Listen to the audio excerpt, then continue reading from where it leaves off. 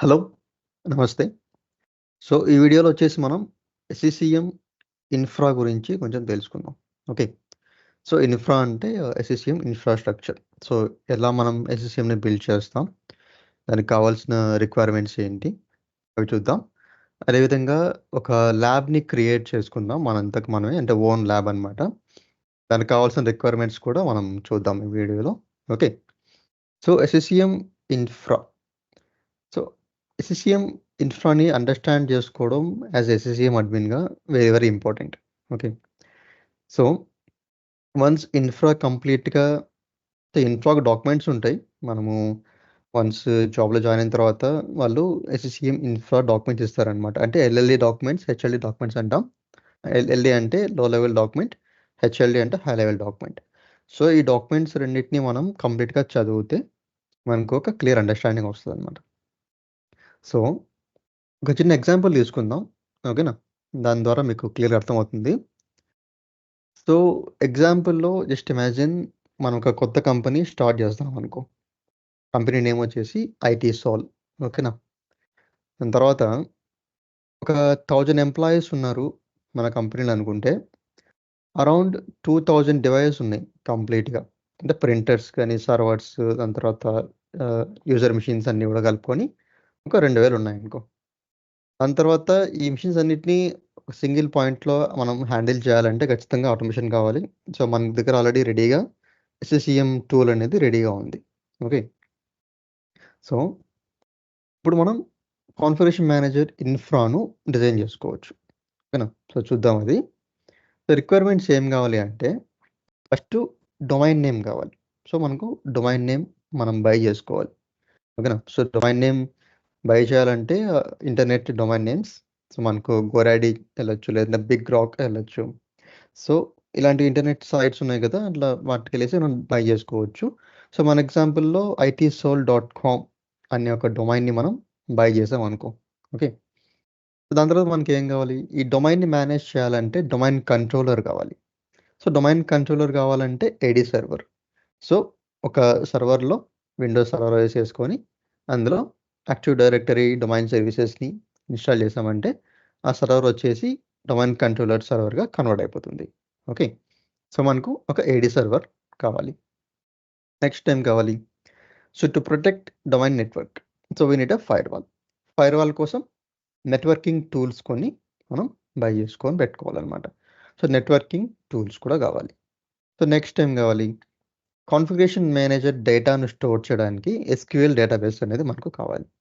దానికోసం మనం ఎస్‌క్యూఎల్ సర్వర్‌ని ఒకటి క్రియేట్ చేసి పెట్టుకోవాలి. ఓకే. సో, నెక్స్ట్ ఏం కావాలంటే ఎస్‌సీఎం టూల్‌కి ఒక డెడికేటెడ్ సర్వర్ కావాలి కదా! సో, దాన్ని మనం ఎస్‌సీఎం సర్వర్ అంటాం. అది మనం క్రియేట్ చేసుకొని పెట్టుకోవాలనమాట. సో, ఆ సర్వర్‌లో మనం ఎస్‌సీఎం సాఫ్ట్‌వేర్‌ని ఇన్‌స్టాల్ చేస్తాం. ఓకే. దాని తర్వాత నెక్స్ట్ ఏం కావాలి? ఎస్‌సీఎం సాఫ్ట్‌వేర్ మనకు అంటే ఎస్‌సీఎం ఇన్‌ఫ్రా అంతా నీట్‌గా వర్కౌట్ కావాలనుకుంటే అడిషనల్‌గా ఎంపీడీపీ సర్వర్స్‌ని కూడా మనం ఇన్‌స్టాల్ చేసుకున్నామంటే మనకు క్లియర్‌గా ఉంటది. అంటే 10,000 మెషిన్స్‌కి అడిషనల్ ఎంపీడీపీ అవసరం ఉండదు. ఒకవేళ కంపెనీలో 1,00,000 డివైసెస్ ఎక్కువ ఉన్నాయి. 50,000 ప్లస్ ఉన్నాయనుకుంటే డెఫినిట్‌గా ఒక 2 ఎంపీస్, ఒక 2, 3 డీపీస్ అనేది నెసెసరీ అన్నమాట. ఓకే. సో, నెక్స్ట్ వచ్చేసి మనకు ఫైల్ షేరింగ్ కావాలి. అంటే యూజర్స్ వాళ్ళ యొక్క ఫైల్స్‌ని షేర్ చేసుకోవాలనుకుంటే ఎఫ్‌టిపి సర్వర్ అది ఆబ్వియస్‌గా ఉండేదే. ఓకే. నెక్స్ట్ వచ్చేసి వర్క్ ఫ్రమ్ హోమ్ చేసే యూజర్స్‌కి వీపీఎన్ సర్వర్ అనేది ఖచ్చితంగా కావాలి. ఎందుకంటే ఇప్పుడు అందరం మనం వర్క్ ఫ్రమ్ హోమ్ చేస్తున్నాం. సో, మనం ఏం చేస్తాం? ల్యాప్‌టాప్ ఓపెన్ చేస్తేనే వీపీఎన్ కనెక్ట్ చేసుకుంటాం. వీపీఎన్ కనెక్ట్ చేసిన తర్వాత మనం అంటే మనకు త్రూ వీపీఎన్ నుంచి మన కంపెనీ సైట్‌కి కనెక్ట్ అయ్యి ఆ నెట్వర్క్‌లో మనం వర్క్ చేస్తాం గదా! సో, మెయిన్ మనకు వీపీఎన్ సర్వర్ అనేది ఇంపార్టెంట్. దాని తర్వాత నెక్స్ట్ ఏమంటే ఎస్‌సీఎం గూడా వర్క్ ఫ్రమ్ హోమ్ యూజర్స్‌కి అవసరమే గదా! సో, వాళ్ళకేమైనా సాఫ్ట్‌వేర్ డిప్లాయ్ చేయాలనుకో, మనము కంపెనీలో ఉంటే కంపెనీ నెట్వర్క్ ఉంటది కాబట్టి ఇంట్రానెట్ ఉంటది కాబట్టి మనం సాఫ్ట్‌వేర్ డిప్లాయ్ చేస్తాం. అదే ఇంట్లో ఉన్న వాళ్ళకు డిప్లాయ్ చేయాలంటే కష్టం గదా! అందుకోసం ఏమంటే ఎస్‌సీఎంలో ఒక ఫీచర్ ఉంది. అదేమంటే క్లౌడ్ మేనేజ్మెంట్ గేట్‌వే. సీఎంజీ అంటాం దాన్ని. సో, సీఎంజీ సర్వర్ ఒకటి క్రియేట్ చేసి పెట్టుకున్నామంటే, నువ్వు ప్రపంచంలో ఎక్కడున్నా గూడా ఎస్‌సీఎం నుంచి మనం దాన్ని మేనేజ్ చేయొచ్చు. ఓకేనా? సో, అది మెయిను. దాని తర్వాత ఏమంటే సెక్యూర్ లాగిన్స్. సో లాగిన్ సెక్యూర్‌గా ఉండాలి. అంటే మనం ఇప్పుడు కంపెనీస్‌లో లాగిన్ కావాలి అంటే మన యూజర్ ఐడీ, పాస్వర్డ్ ఇస్తాం గదా! దాని తర్వాత ఏమవుతుంది మనకు మైక్రోసాఫ్ట్ అథెంటికేటర్ నుంచి మనకు మెసేజ్ వస్తది. అంటే నంబర్స్ వస్తాయి 11, 22 అట్లా. సో అది కొట్టిన తర్వాత మనకు అథెంటికేట్ చేస్తామనమాట. సో మనమే లాగిన్ అవుతున్నాం. వేరే వాళ్ళు ఎవరు లాగిన్ కావట్లేదు అని చెప్పేసి.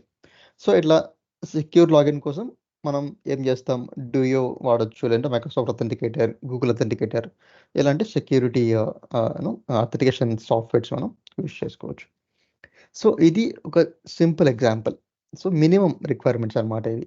సో కంపెనీ స్టార్ట్ చేయాలి. దాన్ని మనం రన్ చేయాలంటే మినిమమ్ రిక్వైర్మెంట్స్ ఈ మన ఎస్ఎస్‌సిఎం ప్రాస్పెక్టివ్ పరంగా మాత్రమే ఇవి మనకు అవసరమైతాయి. సో మనమైతే ఇవన్నీ యూజ్ చేయనవసరం లేదు. మన ల్యాబ్ పర్పస్‌కి. సో మనకు ఓన్‌గా ఒక ల్యాబ్ క్రియేట్ చేస్తామని చెప్పాం కదా! హైపర్‌విలో ల్యాబ్ క్రియేట్ చేద్దాం. సో మనకు ఇవన్నీ అవసరం లేదు. సో మనం ఓన్లీ ఏడీ సర్వర్‌ని క్రియేట్ చేద్దాం. దాని తర్వాత ఎస్‌క్యూఎల్ సర్వర్, సీఎంపీ సర్వర్, అవసరమైతే ఎంపీటీపీ సర్వర్స్.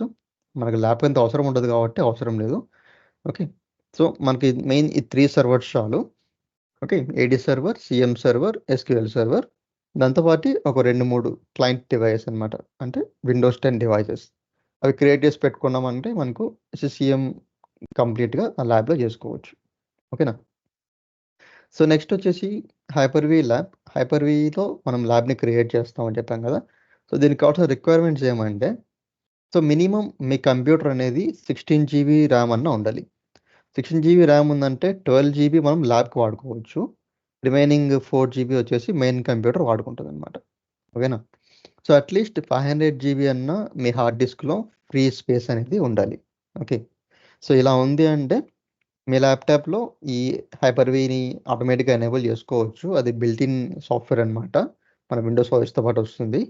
దాన్ని ఎనేబుల్ చేసుకొని మనం హైపర్‌విలో ఈ కాన్ఫిగరేషన్ ప్రకారం మనం ల్యాబ్‌ని క్రియేట్ చేసుకోవచ్చు. సో ఏమేం సర్వర్స్ కావాలి? దానికి ఎంత ర్యామ్ కావాలి అంటే ఫస్ట్ మనం యూజ్ చేసేది ఏడీ సర్వర్.